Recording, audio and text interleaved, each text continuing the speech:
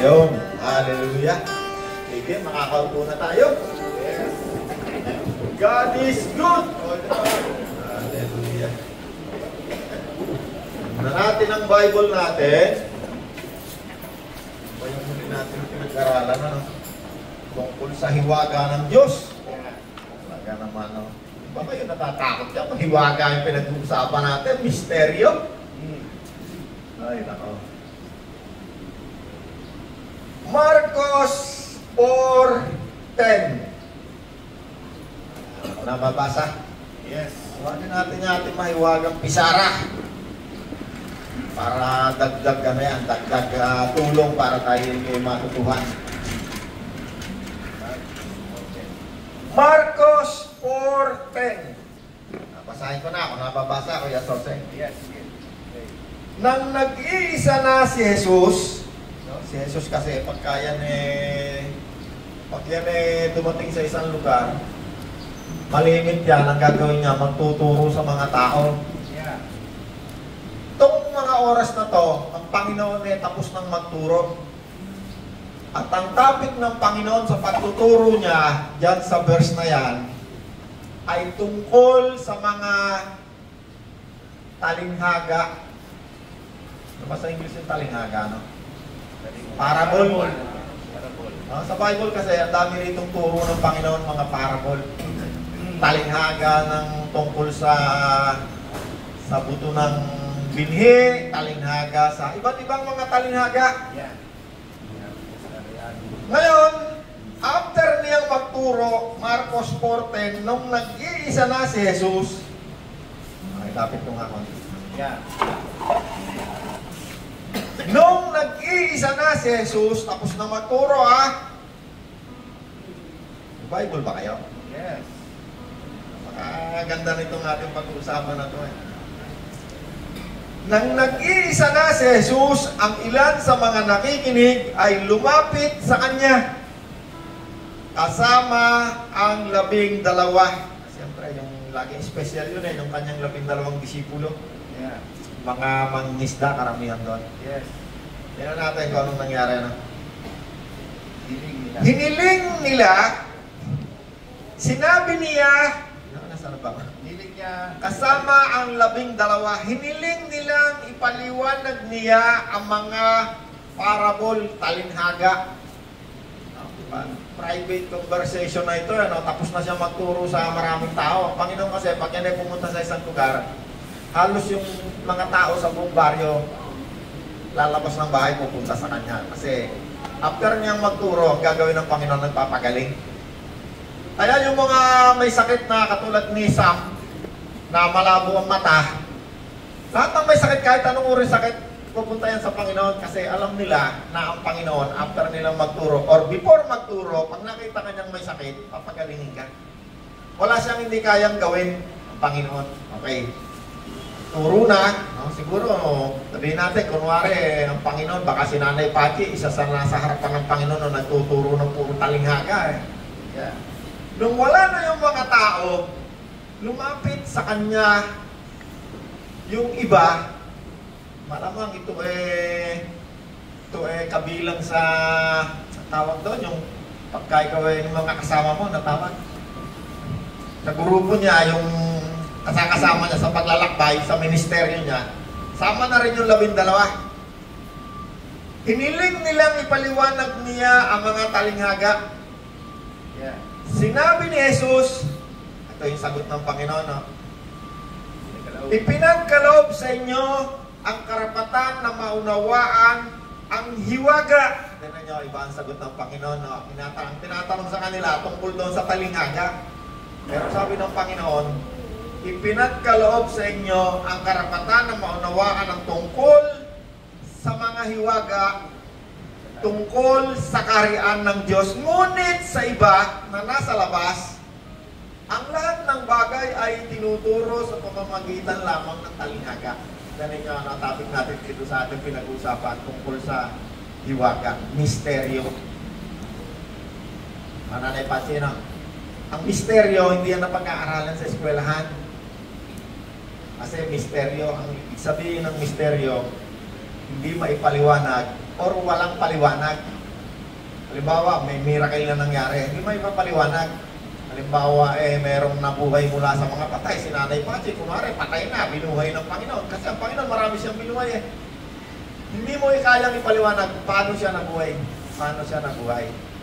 Halimbawa, si Pastor isang bulag, or may ketong, hinipo ng Panginoon, gumaling. Hindi mo yan may papaliwanag bakit siya gumaling. Kasi sa science, wala nang lunas nung panahon na yon ang sakit na ketong. Meron naman dyan bulag, pinagaling ng Panginoon. Meron naman dyan lumpot, mula nung ipinanganak, isang salita lang ng Panginoon, gumaling. Hindi may papaliwanag.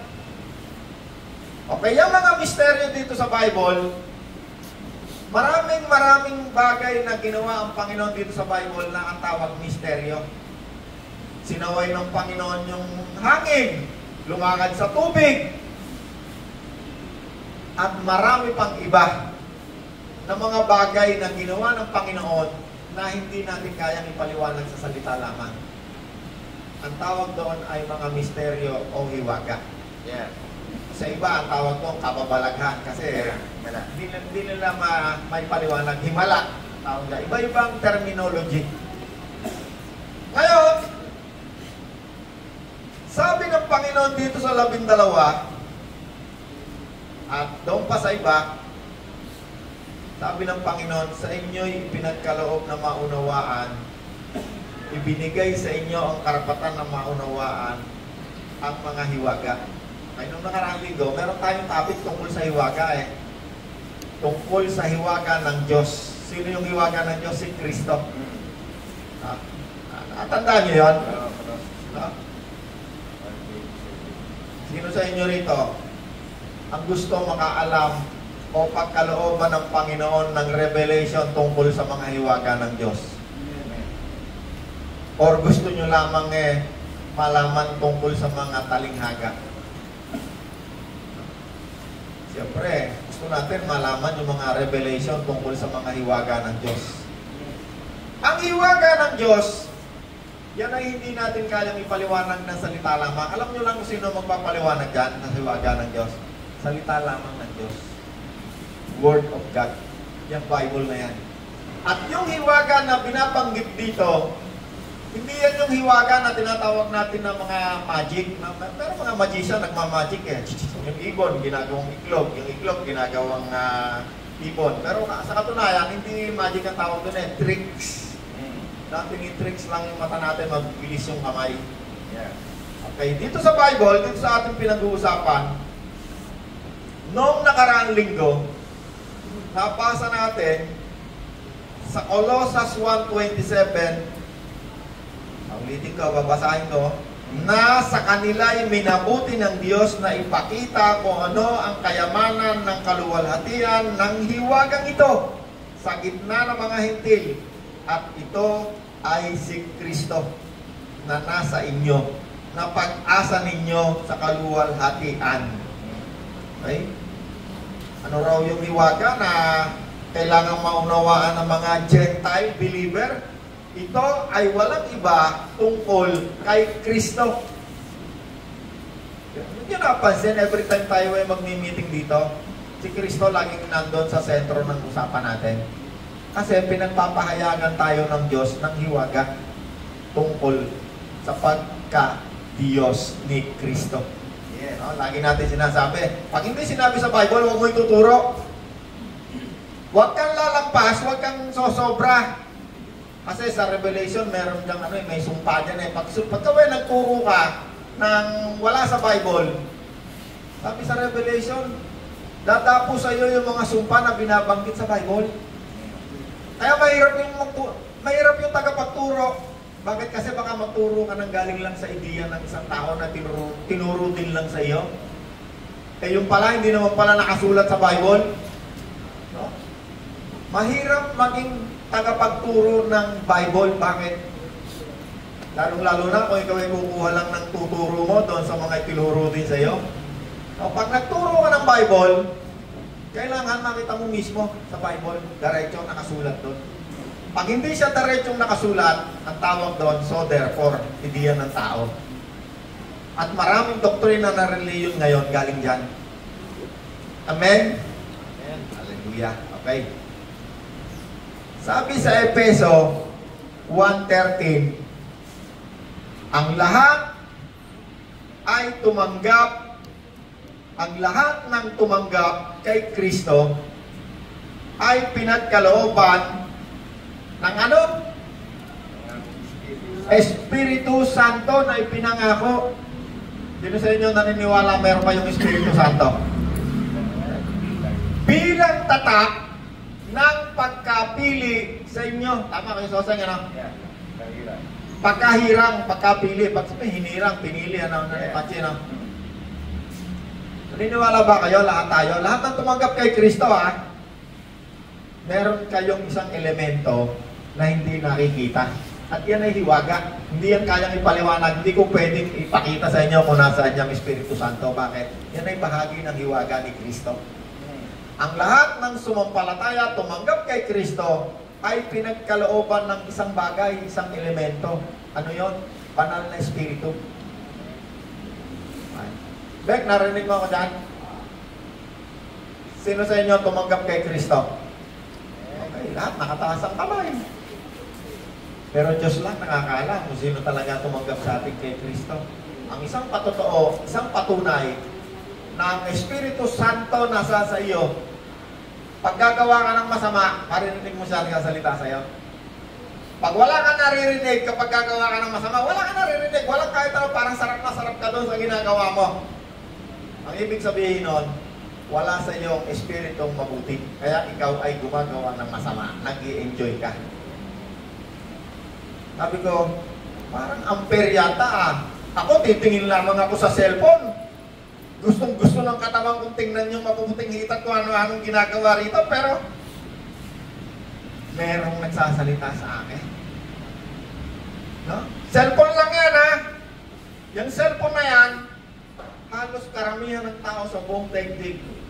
Pag tinignan mo yan, lahat ng gusto mong makita nandyan.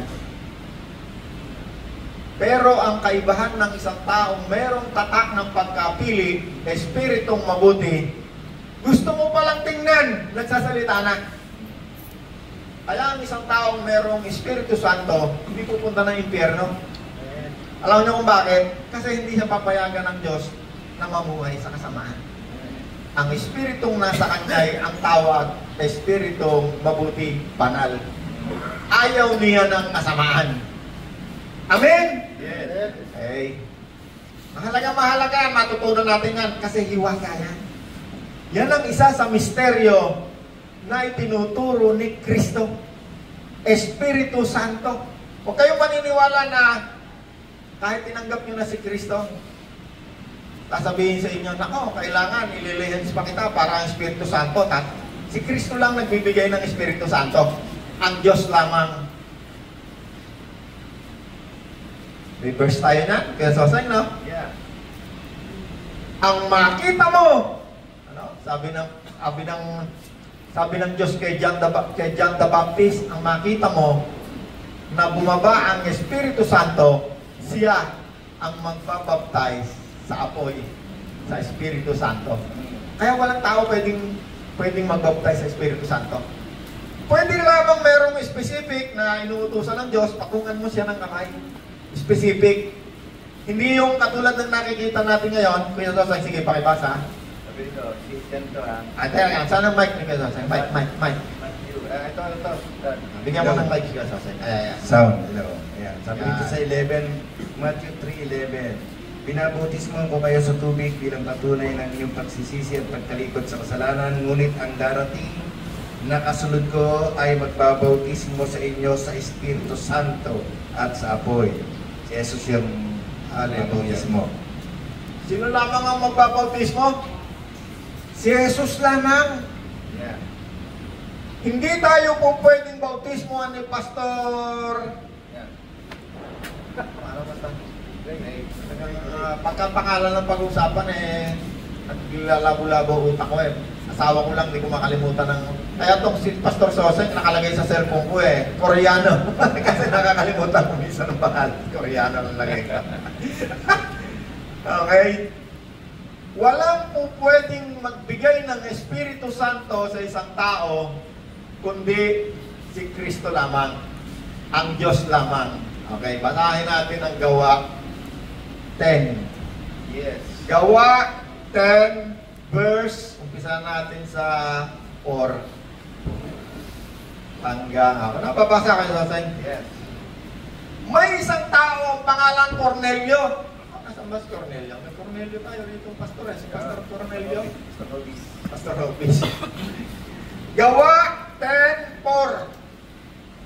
Yan, basahin natin. May isang taong nagngangalang, palitan nga natin ang pangalan. Wala naman si Cornelio kasi kumisan, para mas maging interesting, pinapalitan ko ng pangalan ng yung nakalagay sa Bible. Lagay nga natin ang pangalan niya. Pastor, ano ang pangalan mo? Homer! Ayan. Homer. Okay, lagay natin pangalan ni Pastor Homer. May isang tao nagngangalang Cornelio, Homer. Isang araw, siya ay nakakita ng isang anghel at sinabi sa kanya na siya ng Diyos.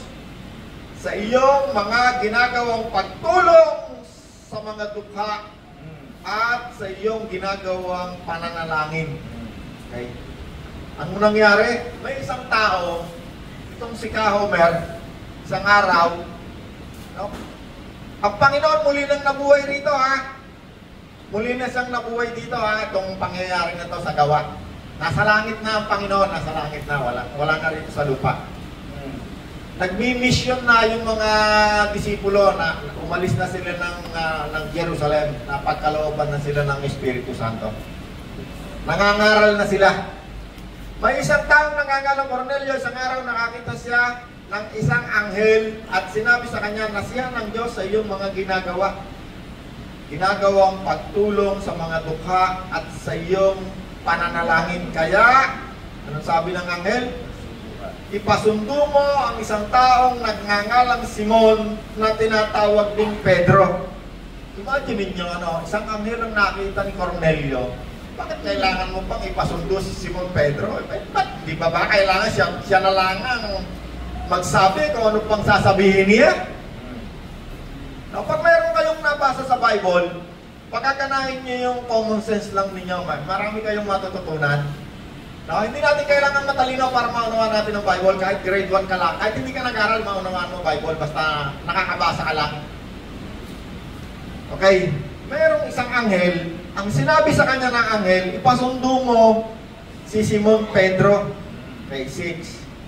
Siya ay nakatira at nanunuluyan sa bahay ni Simon na tagabilad ng balat ng hayop na malapit sa tabing dagat. Nakita ninyo itong anghel na ito, Ang sabi kay Cornelio, ipasundo mo, merong instruction, at ang instruction ay napakadetalyado. Ano sabi? Pasundo mo. Saan ipasusundo?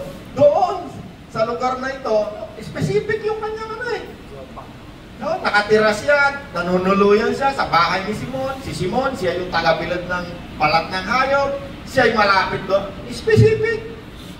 Ang Diyos, ito, anghel lang to, ang Diyos hindi siya nag-uutos o malabo. Kapag ang Diyos ay nag-utos sa isang tao, malinaw pa sa sikat ng araw. Kaya kapag ikaw meron kang sabi sa akin ng Diyos, ako daw ay hindi Diyos yon. Kasi ang Diyos, kapag nag-utos, malinaw pa sa sikat ng araw. Naniwala kayo? Yeah. Hindi ka niya panghuhulain. Hindi katulad yung mga napapanood natin sa TV.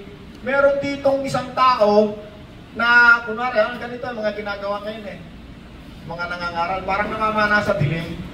Meron dito isang tao na masakit yung tiyan. At ikaw pinapagaling ngayon ng Diyos. Pinapagaling ng Diyos. Kung Diyos talaga nagsabi sa iyo, dapat alam mo sino yung pinagaling. Yan yung hocus-pocus yan ng napakarami ngayong mga kinakausap ng Diyos. Ang Diyos, kapag nakapag-usap, kunwari sinabi sa akin ng Diyos, meron ditong isang tao na pagagalingin ng Diyos. Kunwari lang to ha. Ikaw ay pinagaling ngayon ng Diyos sa iyong sakit sa bituka. Alam mo na ikaw may sakit at inuin mo, pinagaling ka na. Ganon ang Diyos pag ang Diyos ang nagturo o nagsalita, wala siyang parang pana sa dilim, kung sino man may tatamaan niya, sigurado, may nanonood ngayon sa akin. Although, kung minsan, meron gano'n, hindi ko sinasabing lahat, di totoo, no? Minsan, meron gano'n, kasi si Eddie Villanueva, dyan niya nakakilala sa Panginoon eh. Pero specific na, siya talaga, binabanggit siya eh. Ang sinasabi ko, yung mga hindi naman inuutusan ng Diyos na para lang siya matanyag, para lang siya makilala, para bang lagi nagsasabi na, kunwari si Mayor, si Kuya Sosa, ikaw ang mananalo sa eleksyon. Yung nagpo-prophesy ng mga hindi naman totoo, kunwari siya raw ay kinakausap ng Diyos, lalo ngayon mag-eleksyon. Marami na naman diyang magpo-prophesy na manghuhula na mananalo. No? Kaya maniniwala ron. Sabi ng Bible, kung merong isang taong mag-prophesy o managinip o magsabi ng isang bagay, kahit yun ay totoo, tapos tuturuan kayo ng tungkol sa ibang Diyos, sabi niya, huwag kayong maniniwala. Kasi ililigaw kayo nun. Kasi ang Diablo, minsan nagsasalita rin niya sa tao para yung tao matanyag siya. Ganoon, paniwalaan siya ng mga tao nagsasalita. Okay, tingnan natin dito kay Cornelio, anong nangyari. Bakit kailangan ipasundo si Cornelio? Sa 5. Pasundo mo ang isang taong nagngangalang Simon na tinatawag na Pedro. Siya ay nakatira kay 9. Sa 9, tatalon ako para medyo Kinabukasan, habang naglalakbay ang mga inutusan ni Cornelio na malapit na sa Joppa, si Pedro naman ay umakyat sa bubungan upang manalangin bandang tanghali na noon. Siya ay nagutom at gusto na niyang kumain. Ngunit habang naghihintay siya ng may handa ang pagkain, nagkaroon siya ng isang pangitain, vision. No? Sa ibang translation niyan nasabi doon he fell into a trance. No? Dito sa ating binasa, pangitain, vision. Nagkaroon siya ng isang pangitain o vision. Ano ibig sabihin ng pangitain o vision? O pangarap? Ang panaginip, pag yan ay tulog ka, nangarap ka. Yun namang vision, parang half-conscious ka. Gising ka, pero merong kang bagay na nakikita, parang hindi mo makontrol yung sarili mo, sa isip mo, sa kaluluwa mo, meron ka nakikita. Yun ang vision, yun namang panaginip. Tulog ka, naginip. Ang Diyos nakikipag-usap din sa panaginip yan. Okay? Anong nangyari?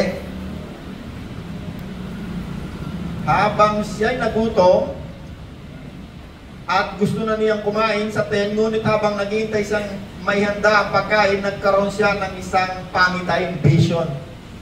Okay. Pero wala, uso pa ba ngayon ng vision? Pwede! Bakit? Sabi ng Panginoon, sa huling araw, ang inyong mga batang lalaki ay makakakita ng mga panaginip, ng mga vision, at ang inyong namang mga matatandang lalaki ay makakakita ng ay mananaginip ng mga panaginip. No? Pwede tayong ngayon na ang isang tao sa pamamagitan ng vision, pwede kang bigyan ng Diyos ng direction. No? Mayroong dalawang bagay bakit tayo minsan binibigyan tayo sa panaginip o sa vision. Binibigyan tayo ng direction. Yes. No? Kung minsan naman, kapag ikaw ay nakakita ng pangitain o kaya panaginip, pag yan ay galing sa Diyos, either direction, kung minsan naman, saway. Sinasaway ka. Merong hindi pinagagawa sa'yo. Or malimit, meron kang binibigay ang Diyos sa'yo na direction, vision, pangitain. No, hindi yan yung katulad nung tinatawag na, ito ang vision ng aming bansa, 2030. No, katulad ng Saudi Arabia, meron silang vision 2030. Yung sabi nila, gagawa kami ng ganito, ng line, yung napakalaking building na napakahaba. Hindi yun Iba ito yung vision na pinag-uusapan natin o pangitain. Ito ay galing sa Diyos. Merong direksyon na gustong ipagawa kay Pedro, kay Simon. Okay, 11, ano yung vision na nakita? Ano yung pangitain? 11, nabuksan ang langit At nakita niyang ibinababa sa lupa ang isang parang malaking kumot na nakabitin sa 4 na sulok. Okay, siyempre, okay.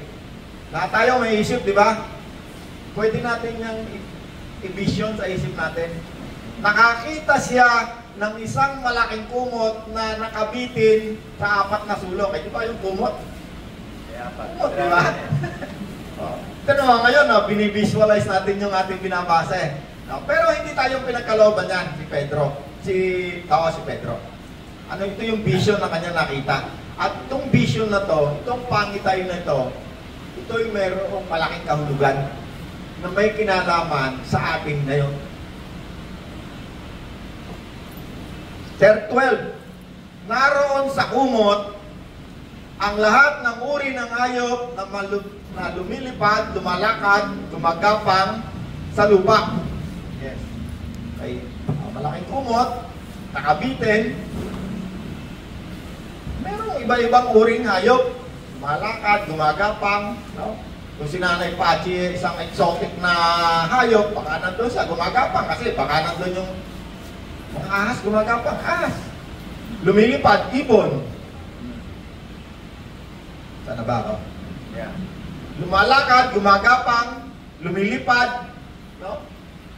Kung si Rode, isang malaking agila, nandun pa rin sa kumot. May vision na pinakikita ang Diyos. Sana pa ako muna yung basahin. Posible ba na tayo ngayon makakita tayo ng vision? Pwede.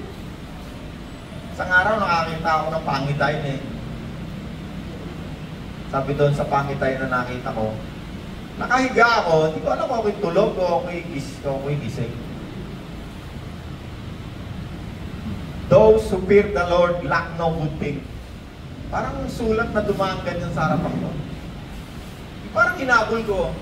Malagising ako. Parang hinabol ko. Nung panahon na yon, ang pandemic, sumusungaw na sa atin. Ginawa ko, tumayo ako, basa ako ng Bible. Nabasa ko sa Bible, yung tungkol doon. Ang lahat ng natatakot sa akin, sabi ng Diyos, hindi magkukulang ng lahat ng bagay sa kanyang buhay habang siya'y nabubuhay. Yung takot na sinasabi ron, yung paggalang. Parang siyang magulang mo na takot ka sa magulang mo kasi pag sinuway mo, may disiplina sa'yo. Takot ka sa, parang nire-respeto mo. Yeah. Sino sa inyo may takot sa Diyos? Pag may takot ka sa Diyos, susunod ka sa Diyos. Re-respetohin mo ang Diyos. Hindi mo siya susuwayin. Kasi binigyan tayo ng Diyos ng free will. Si Nanay Pachi, binigyan niya ng free will. At gusto, halimbawa lang, gusto ni Nanay Pachi na makipagtalik sa iba, makipagtalik sa iba yan. Example na si Nanay Pachi. Lahat ng tao may tinatawag na free will. Yan ang kaperfektuhan ng pagkagawa ng Diyos sa tao. Kasi ang tao ngayon gumagawa ng robot parang tao. Hindi mo na makikita kung tao o hindi tao. Para na siyang tao. Kaya nga ang kinakatakutan ngayon ng mga gumagawa ng robot, paaraw yung robot na yan gamitin sa pag-assassinate ng tao. Hindi na siya makikilala kasi mukhang tao. Mukhang tao. Pero hindi mo malaman na yung mga tao o robot. Kaya nga sa cellphone pagka magre-register ka, tatanungin ka, ikaw ba'y tao o robot? Umisap ka nga. Anong ka? Kasi ina-identify ka ng AI kung ikaw ay robot o ikaw ay tao. Okay? So, ang isang katangian ng tao, pag ikaw ay sinabi mong tao, may 3 kang elemento. Spiritu, kaluluwa, laman, katawang laman. No, yan ang laging sinasabi ni Nanay Pachi, yung hininga daw, Espiritu Santo, hindi. Yung hininga yan. Yan hininga na natin. Nung pamangunang ginawa ng Diyos ang tao, nilagyan na tayo ng hininga. At nung tayo hiningahan pa ng Diyos, yung Espiritu niya, binahagi sa atin. Hindi niya yung ginawa sa hayop. Kaya sinasabi, ang kabayaran ng kasalanan ay kamatayan. Hindi pisikal na kamatayan din, hindi rin pisikal. Yung kamatayan doon, yung pagkawalay sa Diyos. Amen? Yeah. Okay. Tuloy tayo rito sa nangyari kay Pedro, no? 14. Hindi, 13 muna.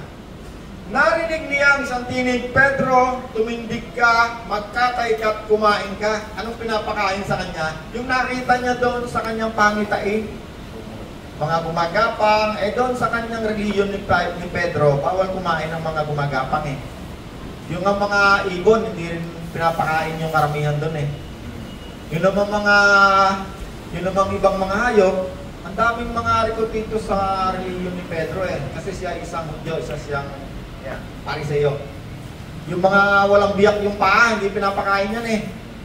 Nawasan nga nasa kautusan ni Moses, andun yan eh. Maraming hindi pinapakain. Yung ang baboy, hindi pinapakain. Hindi yan pinapakain eh. At marami pang iba. Yung mga isda, walang kaliskis, hindi pinapakain yan. Doon sa batas ni Moses. Okay. Anong sabi sa kanya ng tinig? Narinig niya ang isang tinig, Pedro, kumain ka at magkatay ka at ikaw ay kumain. Ang sagot ni Pedro, hindi ko po magagawa ang Panginoon kailanman ay hindi ko po kinain ang anumang marumi at hindi dapat kainin. No? Kasi sa religion nila, maraming pagkain pinuturing nilang marumi at hindi dapat kainin. Okay. Hindi naintindihan ni Pedro na merong ipinapakita, merong iniuutos sa kanya ang Diyos. Pero hindi niya na-gets. Hindi niya maintindihan. Kasi ang mga propeta, nung araw, pag yan ituturuan ng Diyos, papakitaan mo na yan ng mga pangitain eh. Tatanungin pa, anong nakikita mo? Isang puno, anong nakikita mo? Tama ka. Tinitiyak ng Panginoon, tinuturuan sila sa pamamagitan ng pangitain. Mga panaginip at mga pangitain. Kaya si Daniel, eksperto yan ng paliwanag ng mga pangitay, ng mga panaginip. Si Joseph, ganun din. Eksperto yan sila. Bakit? Kasi tinrain sila ng Diyos. Sila yung nag-aral sa eskwelahan ng Diyos. No, sa ngayon, walang eskwelahan yan. Yung tungkol dyan, wala. Wala kang makukuhang eskwelahan na nagtuturo ng tungkol sa pagtuturo ng yung, ko lang, meron ba subject na nagpapaliwanag ng mga panaginip? Parang meron din eh, no? Parang meron eh. Yung panaginip, pinapaliwanag. Pero, alam ko, mga horoscope yan eh. mga hindi wala sa Bible yan eh. Hindi yan nasa Bible. Pag wala sa Bible, kaya sabi ko, pag wala sa Bible, huwag kayong maniniwala. Yan ay hindi sa Diyos. Maaaring hindi yan sa Diyos. Yeah. Marami nagpapaliwanag niya. Meron nga, kamay lang, titingnan yung kapalaran mo eh. Babasahin eh. No, meron nga isang matandang manghuhula eh. Kamay ko, gusto niya nga hawakan eh. Sabi niya, wala, nahana yung kamay mo, babasahin ko. Alam niyo, sagot ko, alam ko na po kapalaran ko, nabasa ko na sa Bible, buhay na masagana, buhay na ganap, buhay na masaya, at buhay na malahanggan. Yeah. Kasi kung minsan ang manghula, magpahula ka, sasabihin sa iyo, magagandang bagay.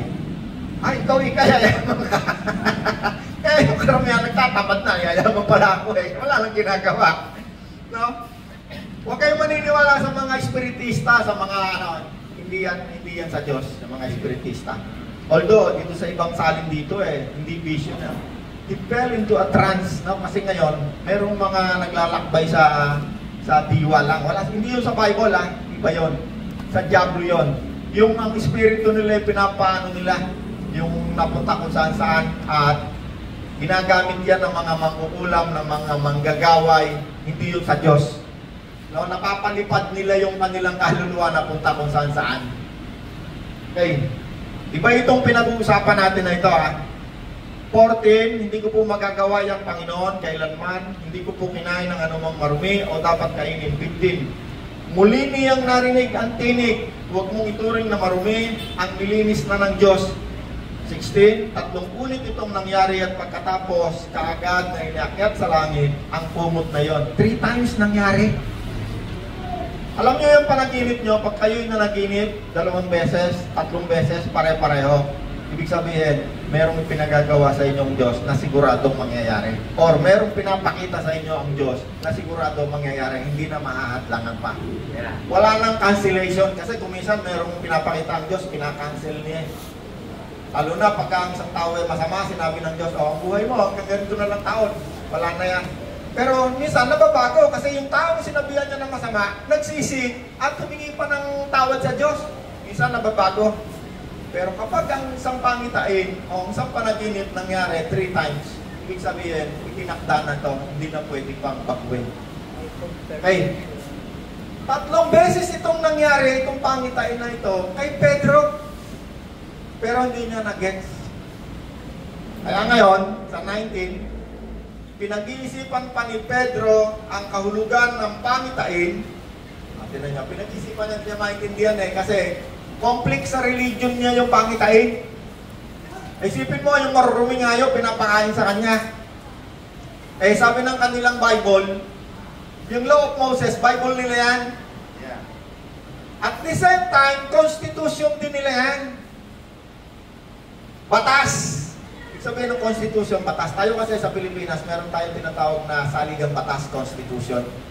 Kaya yung Pangulo natin, pag yan naging presidente na, ayan yung libro ng batas, tatapat niya yung kamay niya, manunumpa yan. Manunumpa ako na magtatapat sa Constitution. Na kuminsan sa Bible. Kasi yung Constitution, galing yan dito sa Bible. Dito ang ugat niya sa Bible. Na kaya kalimitan doon sa Bible. Iba naman doon sa Constitution, nanunumpa sila. Okay, 15. 16, 3 ulit itong nangyari at pagkatapos ay kaagad na iniakyat sa langit ang kumot na yon. 19, pinag-iisipan pa ni Pedro ang kahulugan ng pangitay nang sabihin sa kanya ng Espiritu. Tanin niya, ano?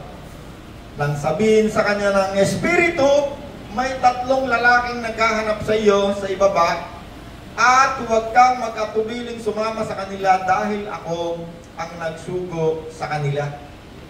Ano nyo? Dahil hindi siya makuha sa pangitay, sa vision, diretso na siyang kinausap. O mandyan na yung 3 susunod siya sumama ka.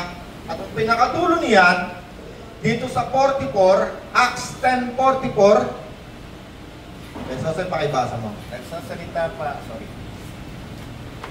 Nagsasalita pa si Pedro nang bumaba ang Espiritu Santo sa lahat ng mga nakikinig. Namangha ang mga mananampalatayang Hudyo na kasama ni Pedro sapagkat ibinigay din sa mga Hentil ang kaloob ng Espiritu Santo. Hallelujah! Teka lang, idiinan ko muna yan. Namangha si Pedro kasama ng kanyang mga kapwa Hudyong mananampalataya ni Kristo. Kasi itong lakad ni Pedro nung panahon na yon, ang nakikita lang nilang pinagkakalooban ng Espiritu Santo, mga Hudyo. Ito yung pinakaunang-unang pagkakataon na ang mga Hentil, kasi tayo mga Hentil, ang tawag sa atin ng mga Hudyo, mga marurumi, mga makasalanan, mga isinumpa. Tayo yung inahalin tulad na mga marurumi, mga makasalanan. Tayo yung ipinakita ng Diyos kay Pedro doon sa isang vision sa kumot na maruruming hayop. No? Kaya nung si Pedro ay dumating sa bahay ni Cornelio, ang unang-unang salita ni Pedro, alam ninyo, kaming mga Hudyo, hindi kami pumapasok sa bahay ng isang hindi Hudyo. Yung mga Hudyo, hindi yan hanggang ngayon, yung mga Hudyo, hindi yan nakikipaghalubilo sa mga hindi Hudyo. Yung mga nakita natin na may mga curly hair, no? Minsan niya may mga box pa yan dito sa loob ng damit, yung mga extreme. Hindi yan nakikihalubilo hanggang ngayon sa mga hindi Hudyo. Hindi rin yan nakikinegosyo sa mga hindi Hudyo. Sila lamang ang kapwa lang nila, kaya sila, hanggang sa mga oras na to, yung mga Hudyo na yan, sila yung pinakamayayaman tao sa buong mundo. Sa kanila rin yung pinagkakaloob yung mga natutuklasang ibang mga technology sa kanila. Sila rin yung unang nakapagpatubo ng mga halaman kahit walang lupa, nakatubo sila. Walang lupa, nagtatanim ng prutas. Alam nila, sila ang pinagkakalooban ng Diyos ng mga karunungan. Unang-una, yung mga pinakamagaling na mga scientists, karamihan dyan mga Hudyo. Yes. Okay, anong nangyari? Anong nangyari doon sa vision ni Pedro? Nagsasalita pa si Pedro. Siyempre, bago siya magsalita, ang sinasalita niya, bago siya pumasok doon sa bahay, ang sabi niya, kung babasahin niyo lahat yan, ano ba dahilan? Bakit niyo ako pinatawag dito? Ay, sinabi ni Cornelio, kasi nakakita ako ng anghel, at sinabi sa akin ng anghel, pasundo ka. Kaya sabi ni Pedro, sabi niya, ang ginawa niya, bago bumaba ang Espiritu Santo, meron siyang ginawa, urong mo konti kasi Nangaral siya. Nangaral si Pedro. Nangaral muna. Ang ipinangaral niya ay tungkol kay Kristo, tungkol sa hiwaga ng Diyos. May naunawaan tayo? Yes. At habang si Pedro'y nangangaral, Kuya Sosay, tuloy mo na, Yeah. bumaba Ang Espiritu Santo ang Espiritu Sa lahat Santo sa lahat ng nakikinig. ng mga nakikinig. Bakit? Sapagkat nangaral si Pedro. Saan ba nagmumula ang pananampalataya? Di ba kapag mayroong narinig? Yeah, Romans 10. Kapag mayroong narinig ng nangaral tungkol kay Kristo, doon nag-uumpisa, nagkakaroon ng mananampalataya. Paano naman magkakaroon ng mananampalataya? Paano naman may mga ngaral? Kapag mayroong isinugo, Yes. doon nagkakaroon ng pananampalataya kapag may narinig. Kaya habang nangangaral si Pedro, tapos na mangaral, or nangangaral pa, bumaba ang Espiritu Santo sa lahat ng mga nakarinig ng mabuting balita tungkol kay Kristo, tungkol sa hiwaga ng Diyos. Kasi nung panahon na yan, wala naman sa eskwelahan yung tungkol dyan. Hindi na pagkaaralan. Kaya nga si Kristo at ang 12 ay pinatay ng kanilang reliyon kasi ayaw nilang magturo ng naka-align doon sa religion nila. Sige, Kuya Sosay, patay mo. Yung hindi, dito. Yung sa paano man sila tatawag sa kanya. Okay na, yun ang aral ko. Huwag patay mga bayan. Yeah.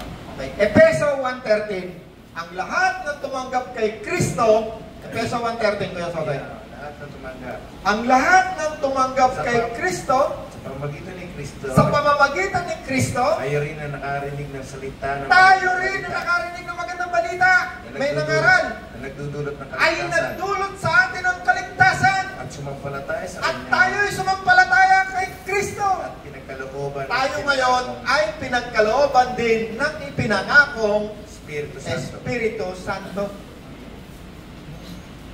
Kaya tayo ngayon, sino ang tumanggap kay Kristo? Taas ang kamay. Yes. Nasa sa atin ngayon ang hiwaga ng Diyos, misteryo. Hindi may papaliwanag nasaan si Kristo. Hanapin mo nga nasaan si Kristo. Nanay, bakit tinanggap mo si Kristo? Tinanggap mo? Hindi pa. Tatanggapin pa. Tinanggap na. Nasaan? Hindi ko makita sa katawan mo. Saan lugar? Katabi mo ba si Kristo? Hindi. Yun ang hiwaga, hindi may papaliwanag kung nasaan. Nasaan siya? Nandito sa puso, sabi ng Bible. Kung wala yung Bible, kung wala yung salita ng Diyos, hindi natin magpapaliwanag yan. Bakit? Ang salita ng Diyos ay matalas, very sharp. Matalas. Nakakapagpaliwanag siya ng tungkol sa Espiritu, tungkol sa kaluluwa, at tungkol sa katawan natin. Okay? May naunawaan tayo? May oras pa tayo, Rod? 5 minutes na lang. Ano sabi sa Efeso? Kaya, ang lahat ng tumanggap kay Kristo, sinasummarize ko lang, ay pinagkalooban ng Espiritu Santo kasi sumampalataya na tayo. Yeah. Ay, ano ngayon sabi sa Efeso 4:30? Huwag ninyong sasaktan Ang Espiritu Santo. ang Espiritu Santo, ang kalooban ng Espiritu Santo sapagkat siya ang katunayan, ang tatak ng Diyos sa inyo. Yeah. Okay, o kaya ngayon pagkagawa kayo ng masama, lagi nyo ilagay sa isip kasama ninyo si Kristo. No? Marami tayong verse niyan eh. Yung Espiritu Santo na yan, pag yun ay ina-identify mo, ang makatagpuan mo dyan, si Kristo Yes. at ang Diyos mismo. Amen. No, may verse tayo na nakaraang linggo eh. Kung wala sa isang tao, Romans 8. Roma 8:11, kung naninirahan sa inyo ang Espiritu ng Diyos na siyang muling bumuhay kay Jesus, siya rin ang muling bubuhay sa inyo mga katawang may kamatayan sa pamamagitan din ng kanyang Espiritong naninirahan sa inyo. Roma 8:9, ngunit hindi na kayo namumuhay ayon sa laman, kundi ayon sa Espiritu. Sa katunayan, naninirahan sa inyo ang Espiritu ng Diyos. Kung wala sa isang tao ang Espiritu ni Kristo, hindi kay Kristo ang taong ito. Ayan, ang mga detalyado na yan. Bakit nandidetali yan? Kasi yan ay mga hiwaga na ipinapaliwanag, nire-reveal sa ating mga hintil. Hindi yan tatanggapin ng yung mga Hudyo ngayon, puntahan mo, turuan mo yan, hindi nyo tatanggapin yan. Kasi hiwaga yan, mystery. Yes. Kahit yung mga tao hindi tumanggap kay Kristo, sabihin mo yan, hindi nila maunawaan yan at hindi nila tatanggapin yan. Salamat sa Panginoon, ang Amerika ngayon, merong isang presidente, ang pangalan, Trump. Yung mga bakla, mga tomboy, binalian niya ng gagalago, gulugod. dating mga passport nila na nakalagay sila no? Yung mga X, yung parang gender, pagka ayaw mong i-declare, nakalagay X yung gender mo. Ngayon, hindi na pwede, illegal na. Hindi nila malang na ano gagawin nila. Maraming nangyayari sa daigdig ngayon na nakasulat sa Bible. Maaring sa isang mata lang natin, andyan na ang Panginoon, buwas maalawa, andyan na ang Panginoon. Pero bago dumating ang Panginoon, si Kristo, mararanasan natin yung mga nakasulat sa Bible na hindi, napakahirap maranasan. Sana naman na hindi natin maranasan. Yeah.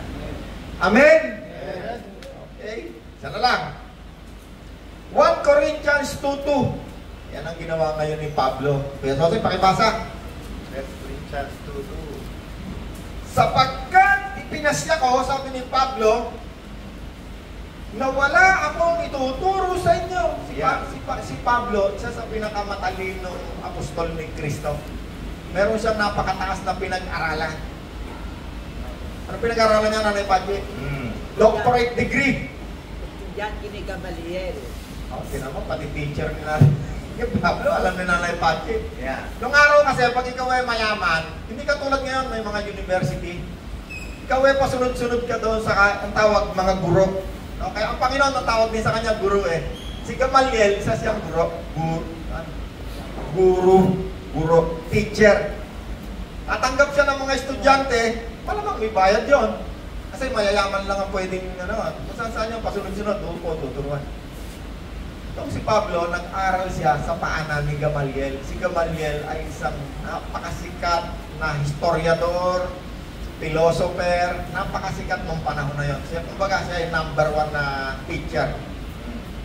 At itong si Pablo, siya ay meron din mataas na posisyon sa kanyang relihiyon. Siya ay isang Pariseo. Kasi nung siya nililitis, sumigaw siya, sa akong Pariseo. Ako'y citizen ng Roman. Kasi Roman Empire ng panahon na yun. Kaya sa sige, basahin mo. Pinasya ko, wala mo ibang ipaalam sa inyo maliban kay Hesus Kristo at ang kanyang kamatayan sa krus. Hallelujah. Sabi ni Pablo, pinasya ko, kahit ako'y matalino at alam ko lahat ng religion, sabi niya, sa panahon ko, walang nakahigit sa akin patungkol sa religion. Yeah. Pero pinasya ko, sabi ni Pablo, ang ituturo ko lamang sa inyo tungkol sa hiwaga ng Diyos. Tungkol kay Kristo. Amen! Yes. Tayo lahat. Ikaw ang hari at tagapagligtas, banal mong pangalan, aking saan, Panginoong Jesus, aking Diyos, iaalay ko sa'yo aking lakas. O Diyos na mabuti, salamat po, binigyan mo po kami ng pagkakataon sa bahay na namin ngayong umaga. Samahan mo po kami sa buong maghapon, sa buong araw, sa buong linggo ng aming buhay. Salamat po sa iyong biyaya at awa sa aming buhay. Sa pangalan po ng Panginoong Jesus.